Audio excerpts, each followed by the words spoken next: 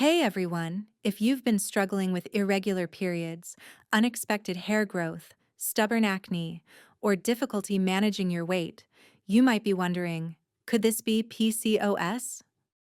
Today, we're breaking down everything about PCOS diagnosis.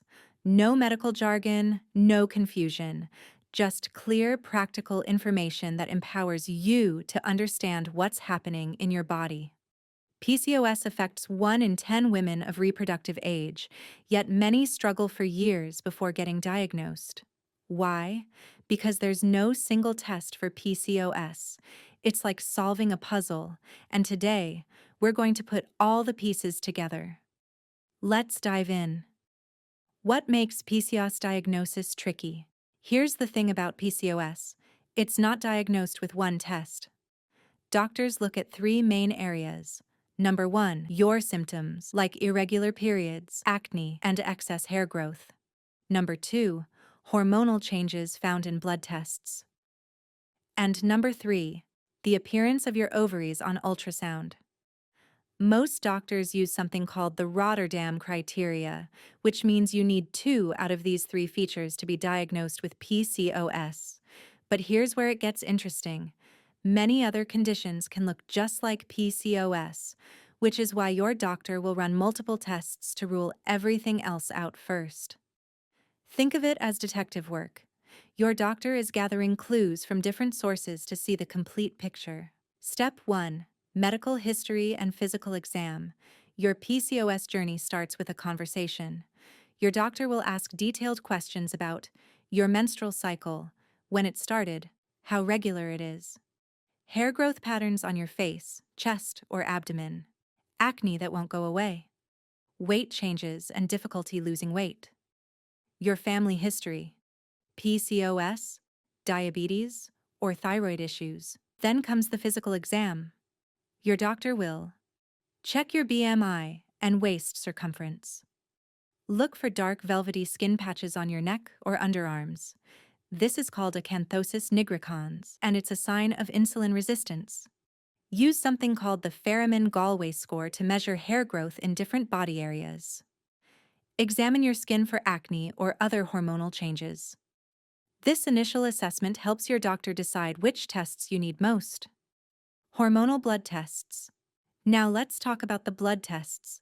These are crucial because they reveal what's happening with your hormones. First up, LH and FSH. These hormones come from your brain and control your menstrual cycle. In PCOS, the LH to FSH ratio is often higher than normal, sometimes 2 to 1 or even 3 to 1. This imbalance disrupts ovulation and leads to those small cysts on the ovaries.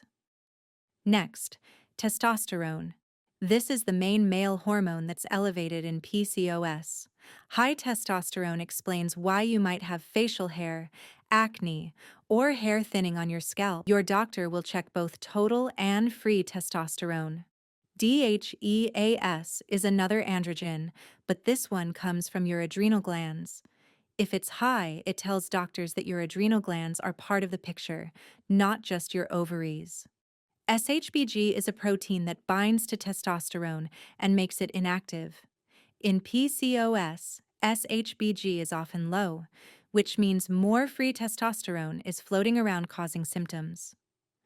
Your doctor will also check prolactin, because high levels can mimic PCOS symptoms but need different treatment.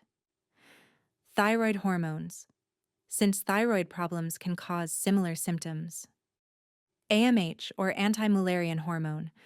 Women with PCOS usually have higher AMH because of all those small follicles in the ovaries. Many of these tests need to be done on specific days of your cycle, usually days 2 to 5. Metabolic tests. Here's something many people don't know.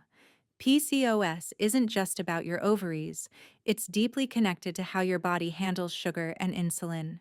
Many women with PCOS develop insulin resistance. This means your cells don't respond well to insulin, so your body makes more insulin to compensate. High insulin not only increases diabetes risk, but also makes your ovaries produce more androgens, making PCOS symptoms worse. That's why metabolic tests are so important. Your doctor will check Fasting blood glucose, measured after you haven't eaten for 8 hours. Normal is below 100, but prediabetes starts at 100 to 125. Fasting insulin levels. Even if your blood sugar is normal, insulin can be high, showing your body is working overtime. The oral glucose tolerance test, or OGTT, this is the gold standard. You drink a glucose solution, and they measure your blood sugar over 2 hours. This test catches problems that fasting glucose might miss. HbA1c, this shows your average blood sugar over the past 2 to 3 months, giving a bigger picture view. Lipid profile, checking your cholesterol and triglycerides, because PCOS often causes abnormal patterns that increase heart disease risk. Liver function tests. PCOS increases the risk of fatty liver disease, especially with weight gain. Here's the reality check. Women with PCOS are 4 to 7 times more likely to develop type 2 diabetes. These metabolic tests aren't optional, they're essential for your long-term health. Imaging. The ultrasound.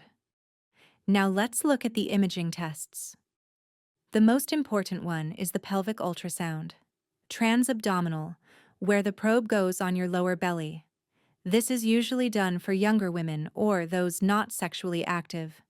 Transvaginal, where a thin probe is inserted into the vagina. This gives much clearer images and is preferred for adult women.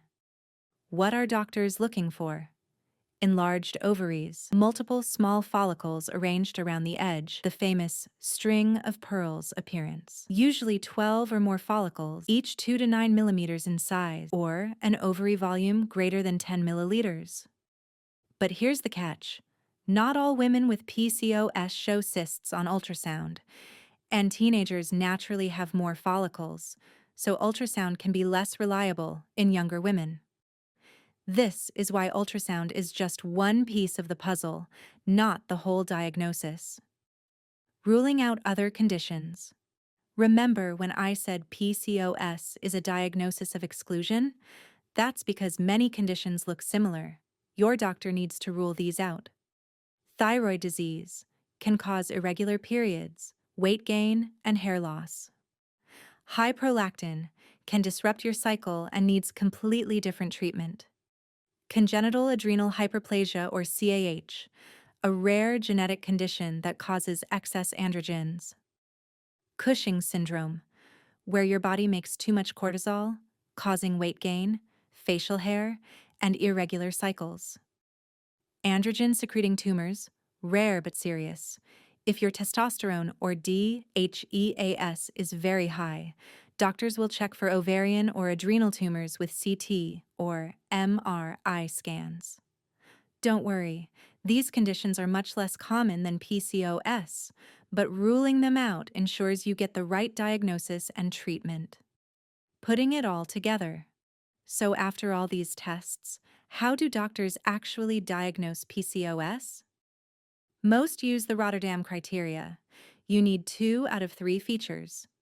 Irregular or absent ovulation, signs of excess androgens, either clinically like hirsutism or biochemically like high testosterone, polycystic ovaries on ultrasound. Interestingly, not all PCOS looks the same. There are different types. Classic PCOS, all 3 features present. Ovulatory PCOS, high androgens and polycystic ovaries, but you still have regular cycles. Non-hyperandrogenic PCOS, irregular cycles and polycystic ovaries, but normal androgen levels. Some doctors use other criteria like the NIH criteria or the Androgen Excess Society criteria, which have slightly different requirements. But the goal is the same: get an accurate diagnosis so you can start the right treatment. Practical tips for patients. If you're about to get tested for PCOS, here are some practical tips. Timing matters. Many hormone tests work best on days 2 to 5 of your cycle. If your periods are irregular, your doctor will guide you. Fasting required. For glucose, insulin, and cholesterol tests, you'll need to fast overnight. Ultrasound prep. A full bladder helps with abdominal ultrasound, but you'll need an empty bladder for transvaginal scans. Bring information. Write down your cycle history, symptoms, and family history before your appointment. Don't panic about one abnormal result. PCOS diagnosis is based on the combination of findings, not one single number. Ask questions. Make sure your doctor explains your results. Understanding your own body is empowering.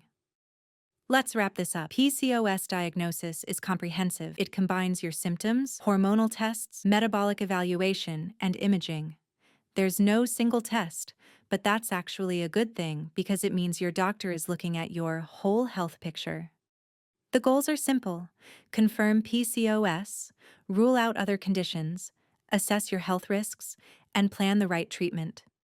Early diagnosis means better management of symptoms and prevention of complications like diabetes and heart disease. You are not alone in this journey, and getting diagnosed is the first step toward taking control of your health. If you found this helpful, give this video a thumbs up, subscribe for more health content, and drop your questions in the comments below. I read every single one.